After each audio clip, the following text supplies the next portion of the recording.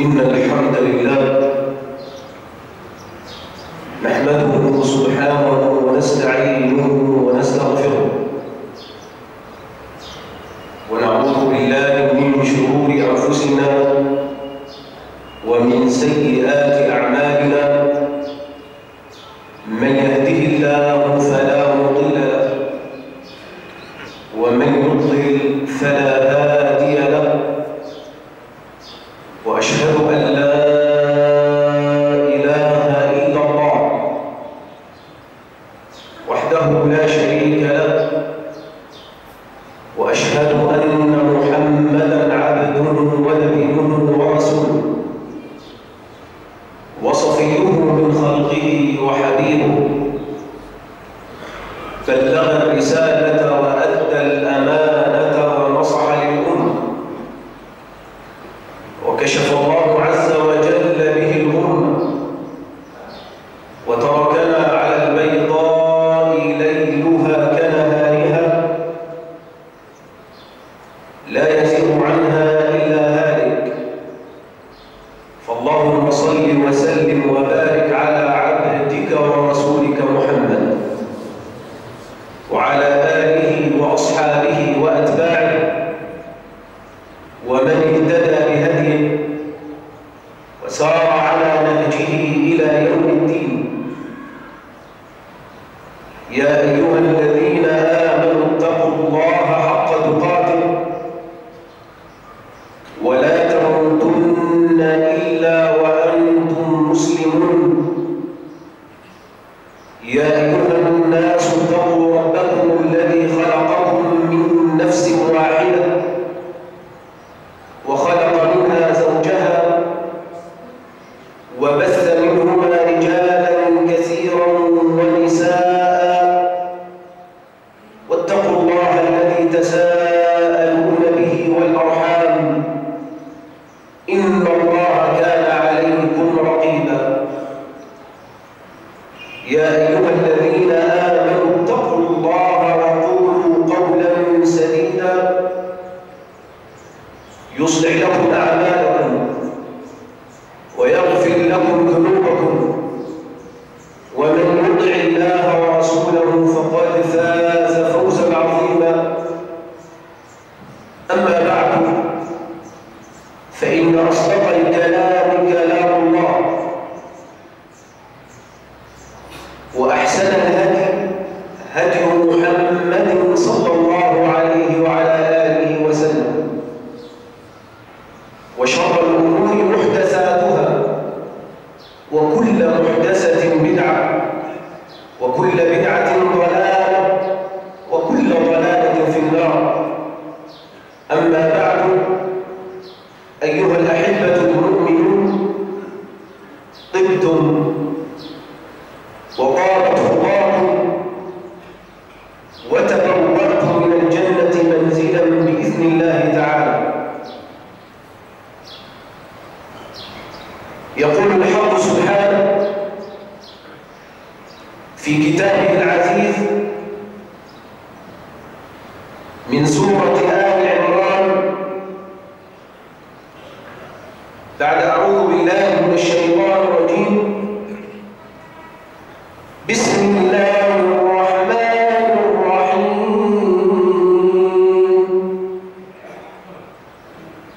الذين استجابوا لله والرسول من بعد ما أصابهم القرح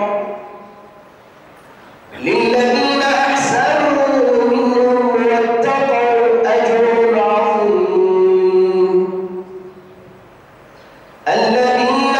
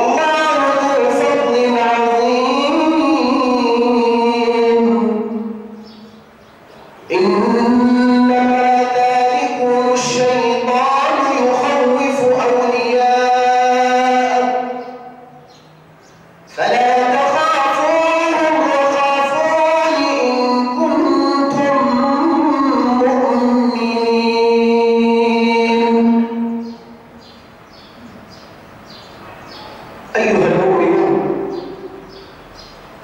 ونعيش هذه الدقائق مع هذه الآيات المباركات. أسأل الله أن ينفعني وإياكم بالقرآن العظيم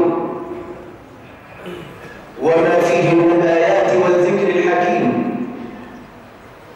أسأل الله أن يعلمنا سنة محمد صلى الله عليه وسلم، وأن يجعلنا لرسولنا متبعين. أيها الأحبة، هذه الآيات تبين لنا حالة من الحالات التي عاشها أصحاب النبي صلى الله عليه وسلم، حالة من الابتلاء والضيق. أصابهم القرح، أصابهم الأذى والجرح، ابتلوا بلاء شديدا. وأنتم تسمعون وتعلمون أن النبي صلى الله عليه وسلم وصحبه الكرام أبلوا بلاء حسنا لأجل أن يصل الإسلام إلى الدنيا. أنفقوا الغالي والثمين من أرواح وأوقات،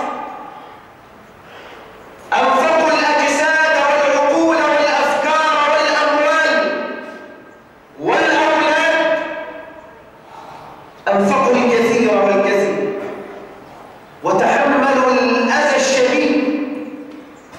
وما حصار النبي صلى الله عليه وسلم وصحبه عنكم ببعيد. لما علمت قريش أن رسول الله صلى الله عليه وسلم يتبعه الناس وينتشر دينه، حاصروه ومنعوا عنه الطعام والشراب، وقالوا لا نتزوج من بني هاشم ولا يتزوجون منا. قالوا لا ناكلهم ولا نشاربهم. كم المدة؟ كذب 3 سنوات كاملات، والنبي صلى الله عليه وسلم وصحبه الكرام في حصار اقتصاد، حصار شديد. مصوا الحجر والزرع، أكلوا ورق الشجر، أكلوا الجلد الملقى على الأرض، حمصوه وأكلوه. اللهم ارض عن أصحاب رسول الله. تحملوا الكثير لأجل أن ترفع لا إله إلا الله، لأجل أن تحكم الدنيا بكلام ملك الملوك، وتحكم بسنة رسول الله صلى الله عليه وسلم. وهذه الآية التي بين أيدينا الآن تبين موقفا جديدا. الذين استجابوا لله والرسول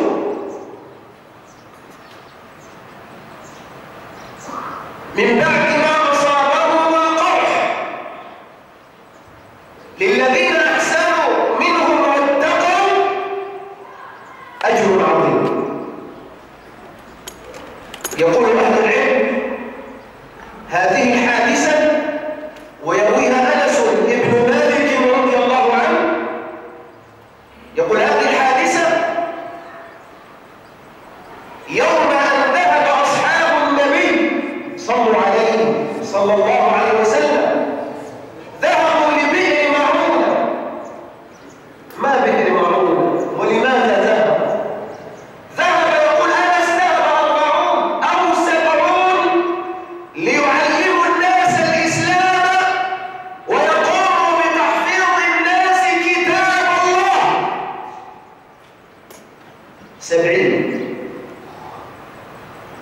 يدعون إلى الله وينشرون الإسلام. ذهب هذا العمل بأمر من سيد الخلق صلى الله عليه وسلم. لما وصلوا إلى البئر جلسوا في غار قريب من الماء، وإذا بهم يقولون: من منا يذهب إلى ساحة القوم ويخبرهم بأمر رسول الله صلى الله عليه وسلم. قال قائل: أنا أذهب إليهم وأدعو فيهم وأصرخ بأعلى صوتي أبلغ رسالة رسول الله صلى الله عليه وسلم. خرج في ساحة القوم وجسى على ركبتيه وقال: يا أهل بئر معونة، أخبركم برسالة رسول الله أني أشهد أن لا إله إلا الله وأن محمدا رسول الله وأني أعبد الله لا أشرك به شيئا، وآمركم بأمر النبي صلى الله عليه وسلم أن تؤمنوا بالله ورسوله وتستجيبوا لله ورسوله. خرج له رجل من أهل بئر معونة بسهم فضربه فدخل في جنبه وخرج من الخلف فوقع. قال: الله أكبر، فزت ورب الكعبة. يقتل ويكبر، يضرب ويفرح، يصيبه القرح وتظهر عليه البهجة. من هؤلاء؟ من هؤلاء أيها الأحباب؟ في من هذا الوصف؟ كيف وصلوا لهذه الدرجة؟ الذين استجابوا لله والرسول من بعد ما أصابهم القرح. يقول أنس: وخرج القوم من أهل معونة وبئر معونة يتتبعون أثر الرجل، فوصلوا إلى الغار وقتلوا جميع أصحاب رسول الله. لا حول ولا قوة إلا بالله. والله لو قتلوا أبناءنا وإخواننا لكان سهلا علينا من أن يقتلوا أصحاب محمد صلى الله عليه وسلم. أصحاب النبي النجوم الهادية نهتدي بهم في اتباعهم لنبينا عليه الصلاة والسلام. قتلوا 70 فنزلت فيهم هذه الآيات. تلاها النبي صلى الله عليه وسلم على أصحابه، ثم أمر عليه الصلاة والسلام بتتبع القوم. واسمع إلى الرواية الأخرى وهي في يوم أحد. في يوم أحد، وتعلمون ما يوم أحد. يوم أن شاع في الناس: قتل محمد، قتل أبو بكر، قتل عمر. شاع فيهم الأمر وانتشر، والجراح شديدة على الصحابة، حتى الجراح أصابت سيد المرسلين صلى الله عليه وسلم. كسرت رباع اليد، الأسنان الأمامية، شجت رأسه صلى الله عليه وسلم. بلاء وقرح وأذى، فإذا به يصله الخبر أنهم سيفعلون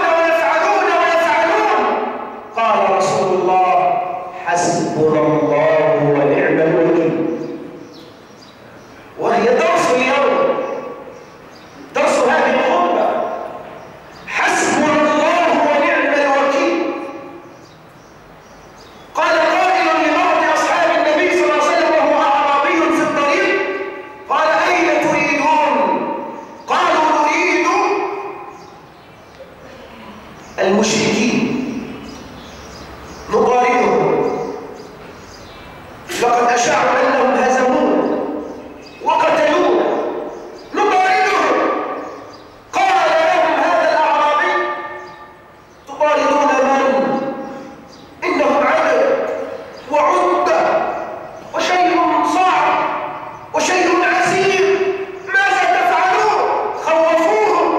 فنزل قول الله: الذين قال لهم الناس إن الناس قد جمعوا لكم فاخشوهم، خافوا منهم، فزادهم إيمانا وقالوا حسبنا الله ونعم الوكيل. كلمة هي أعظم من الطائرات والمقاتلات والدبابات. كلمة مهما استعنت في الدنيا فبجمادات وبشر وعجزة غير قادرين، أما هذه الكلمة فهي استعانة بملك الملوك،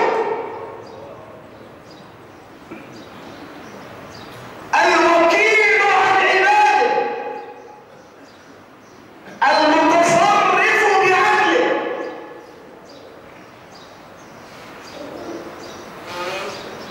أليس الله بكاف عبده؟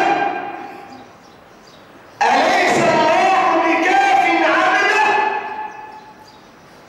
ويخوفونك بالذين من دونه، يخوفونك من كذا ومن كذا ومن كذا ومن كذا. أليس الله بكاف عبده؟ ومن يتوكل على الله فهو حسبه، إن الله بالغ أمره.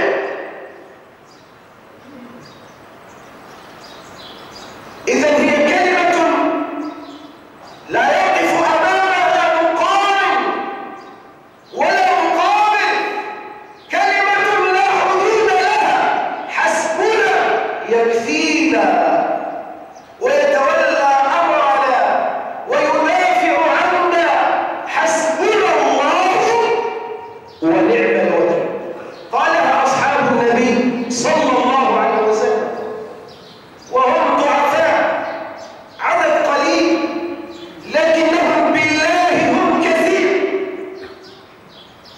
بالله هم كثير، وبالله هم أقوياء، وبالله هم منصورون، وبالله هم مؤيدون، وبالله يثبتون، وبالله عددهم القليل يزيد وهزيمتهم تصير نصرا.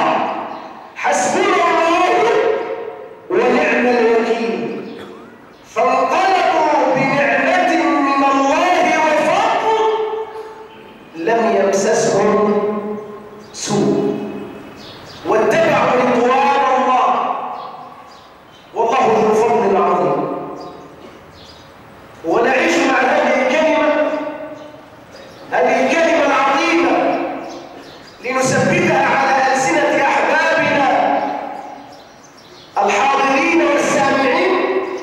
ثبتوها على ألسنتكم، تعلموها، انطقوا بها كما نطق بها الأنبياء وأتباع الأنبياء. إنها كلمة يقول عنها ابن عباس رضي الله عنه: هذه الكلمة قالها إبراهيم عليه السلام يوم ألقي في النار، جعلوه في المنجنيق وقذفوا به في النار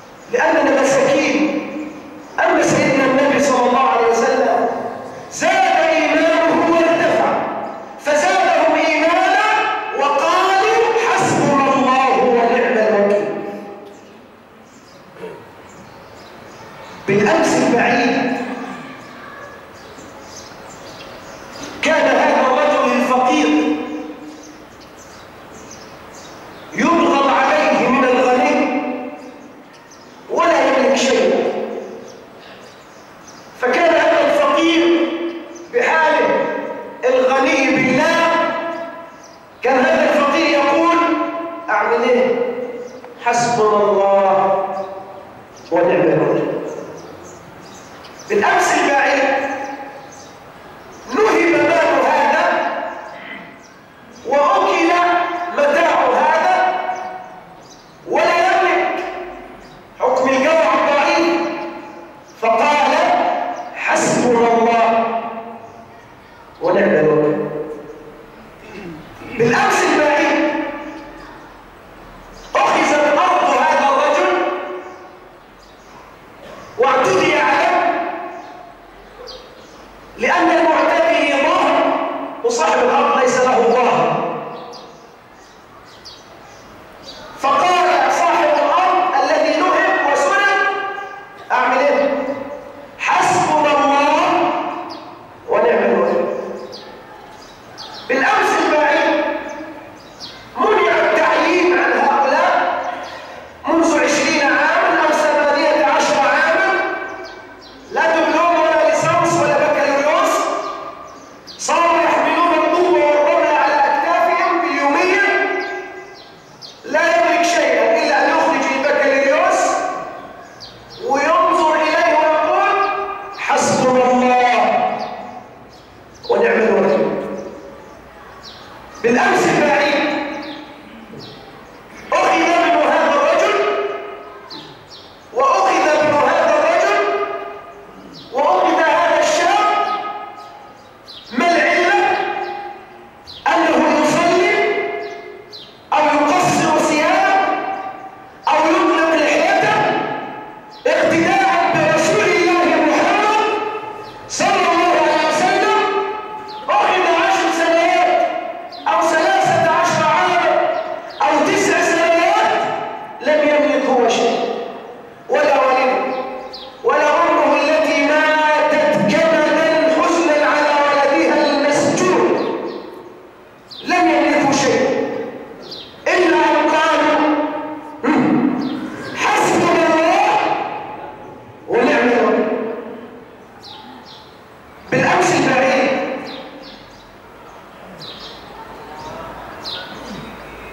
كان صاحب اللحية إرهابي.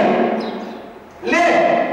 لأن لحيته فيها قنابل وفيها صواريخ، وإذا صلى بجوارك ربما يفقع فيه. إرهابي، وإن كان خطيب جمعة أو إمام أيضا إرهابي، لا يعين إمام ولا يخطب جمعة ولا يتحرك ويلجم ثمره ويكمم ويغلق ثمره، ما ملك شيء إلا أن قال حسبنا الله ونعم الوكيل. بالأمس البعيد كان هناك رجال أصحاب مناصب، كان هناك جهاز يقال له أمن الدولة يكمم حتى صاحب المنصب ويدخل عليه ويجعله يتصرف في أمور من الخطأ والحرام والغلط بالضبط. اللي بيكلمك أمن دولة نفذ، يضغط على صاحب منصب محترم في البلد لأجل أن من يكلمهم أمن دولة، يعني على سبيل وطريق الخطأ يسيروا وامشوا، لأن الآمر بأمره هو الذي يقول لكم ذلك. فيقول الضعيف هعمل ايه؟ حسبنا الله ونعم الوكيل. بنى هذا الرجل الفقير بيتا هدم له بأمر عسكري تأدي بيت، قاعد على تل القوات فوق الطوب، قاعد وحط ايده على خده وقال حسبنا الله ونعم الوكيل. ماذا أذكر لكم وكم أذكر لكم؟ ولربما العام ونصف أنسانا الكثير والكثير بأحداثه الغزيرة الكثيرة، أنسانا الكثير من البلاء الذي ابتلي به الموحدون. وأحدد الموحد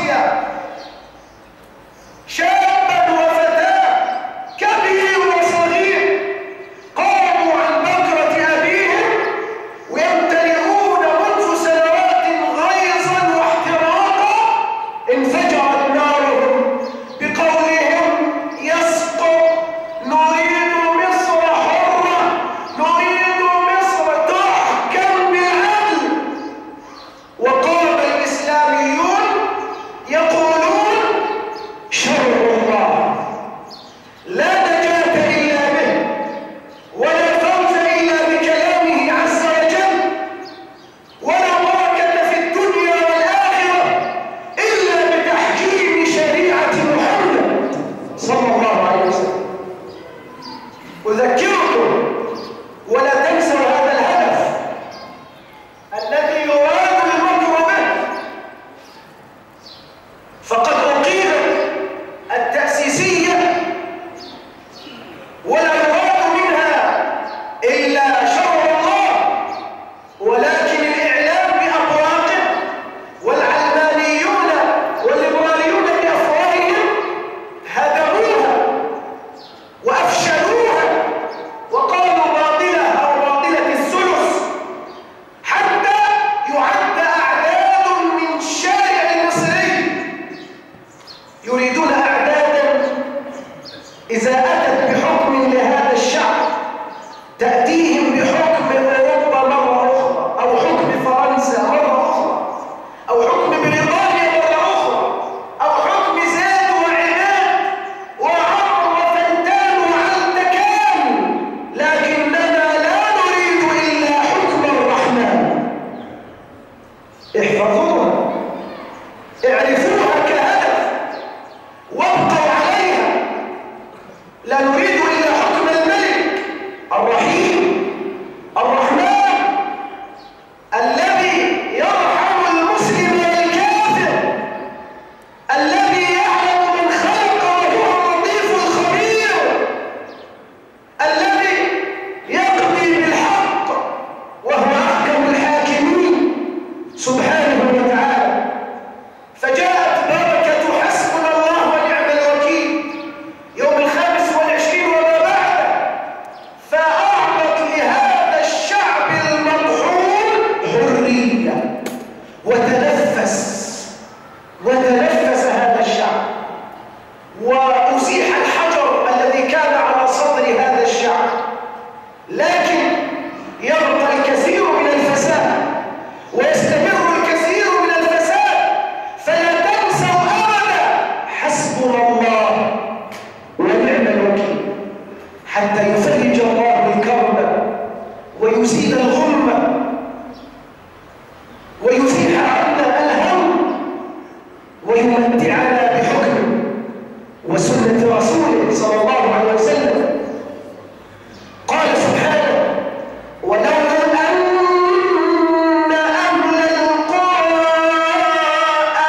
آمنوا واتقوا لفتحنا عليهم بركات من السماء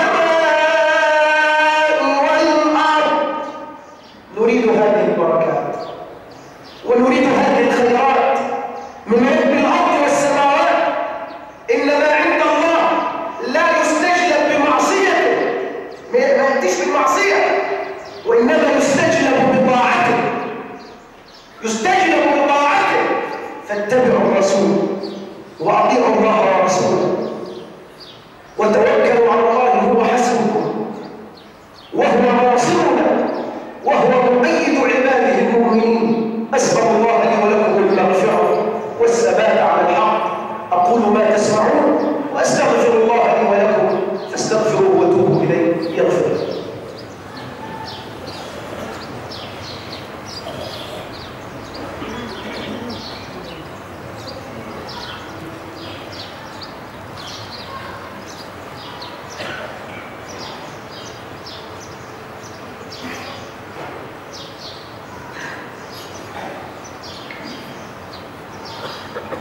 الحمد لله وكفى، وصلاة وسلاما على عباده الذين اصطفى، وصلى الله وسلم وبارك على عبده ورسوله محمد صلى الله عليه وعلى آله وسلم تسليما كثيرا. أما بعد، أيها الأحباب المؤمنون، هذه الكلمة العظيمة استعملها أسيادنا من التابعين فقد جاء عن أبي مسلم الخولاني رحمه الله ورضي الله عنه أنهم مكروا به وألقوه في النار وحرقوه.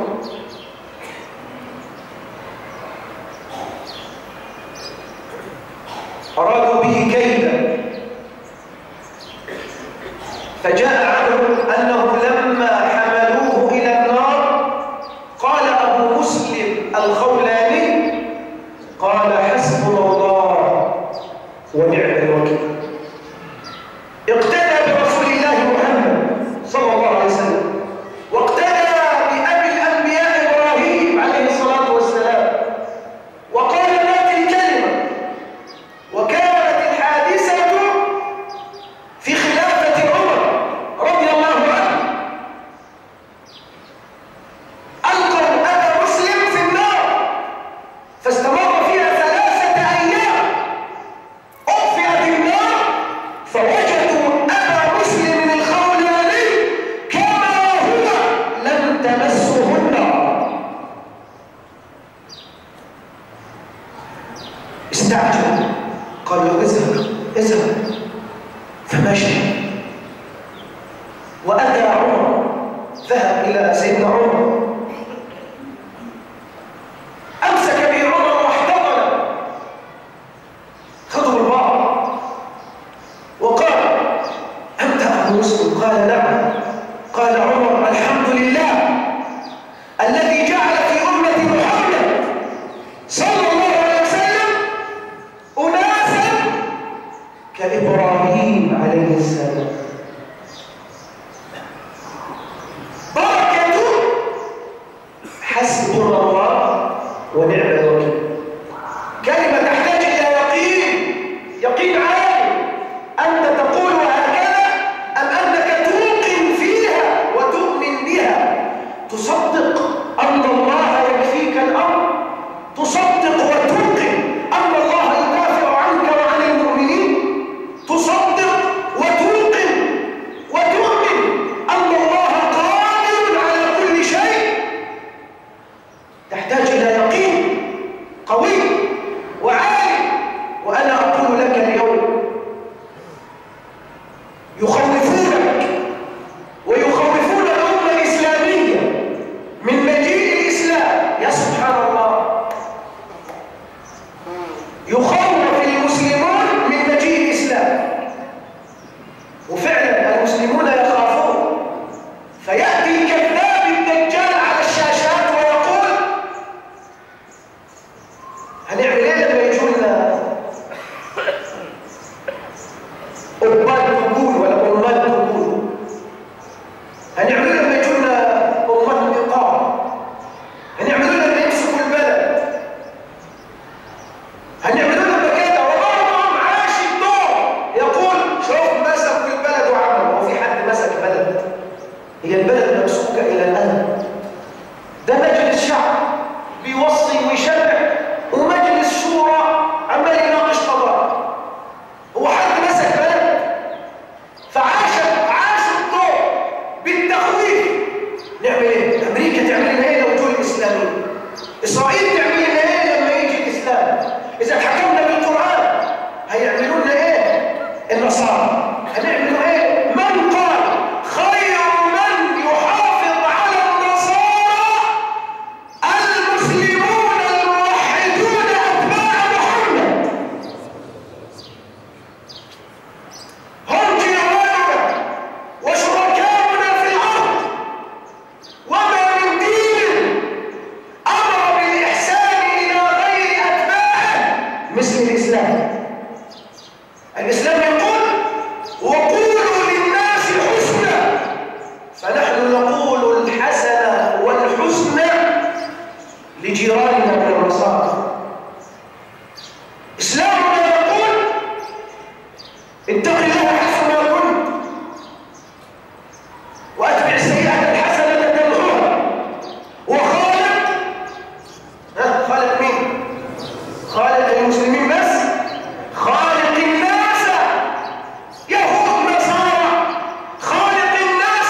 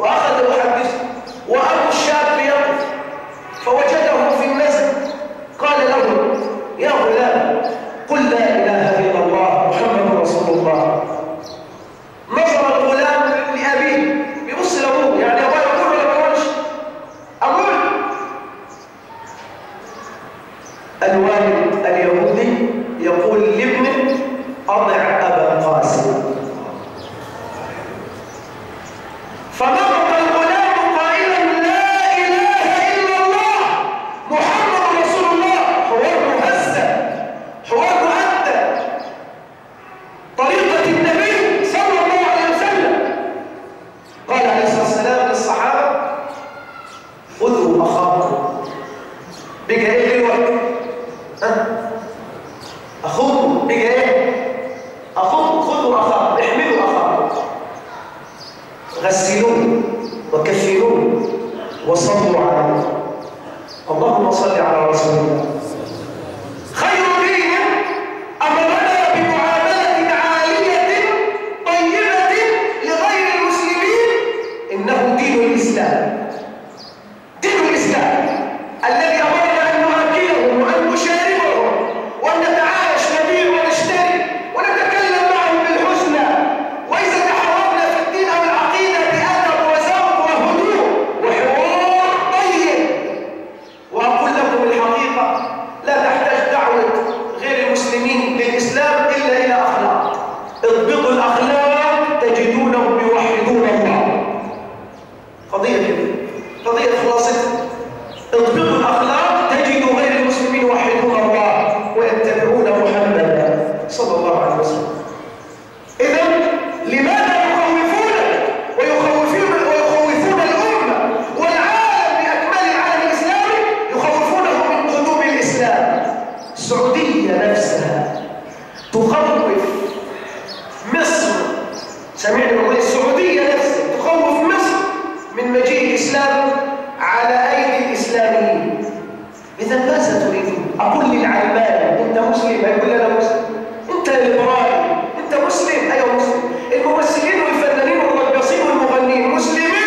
أيوه مسلمين. وكل رقصتين 3 نعمل عمرة، وكل فيلمين 3 نعمل حج عشان نطهر الرمل، وفي رمضان نعمل مائدة رحمن، ومنين الدخل؟ من عرب وسطي. الدخل منين؟ جايبه منين الفلوس؟ من عرب. إذا تجيبون أنكم مسلمون، إذا لماذا تستبعدون الإسلام وترفضون مجيء الإسلام؟ لماذا ترفضون قدوم الإسلام؟ لماذا ترفضونه وفي عام 85 أعلن البابا شنودة أنه لو حكم بالشريعة الإسلامية التي فيها لكم ما لنا وعليكم ما علينا نرضى بحكمها. أعلنوها. وانت يا من توحد الله عايز حكم ايه؟ عايز حكم مين؟ الحكم إلا لله أمر أن لا تعبدوا إلا إياه ذلك الدين القيم. هو ده الدين، والله هذا هو الدين يا أحباب. ذلك الدين القيم ولكن أكثر الناس لا يعلمون. هذا هو الدين. فلكل أهل مصر ماذا تريدون؟ لماذا تخافون من الإسلام؟ خايفين من سيدنا النبي الذي جاء رحمة للعالمين؟ خايفين من إيه؟ حتى توافقوا فلان وفلان وفلان على ما يقول. إذا قالوا لك ستزور الانتخابات قل حسبنا الله ونعم الوكيل. إذا قالوا لك العسكري يعد رئيسا قل حسبنا الله ونعم الوكيل. إذا قالوا لك الساعة 2 بالليل فتحوا مكاتب التوثيق ووثقوا لعمر سليمان وبعد ذلك ضحكوا علينا وقالوا طيب أهو استبعدناه، ولكن جاءوا بشفيع فقل حسبنا الله ونعم الوكيل. إذا قالوا لك الإخوان اللي ياخدوا الكيكة كلهم عايزين ياكلوا الكيكة لوحدهم قل حسبنا الله ونعم الوكيل. إذا قالوا لك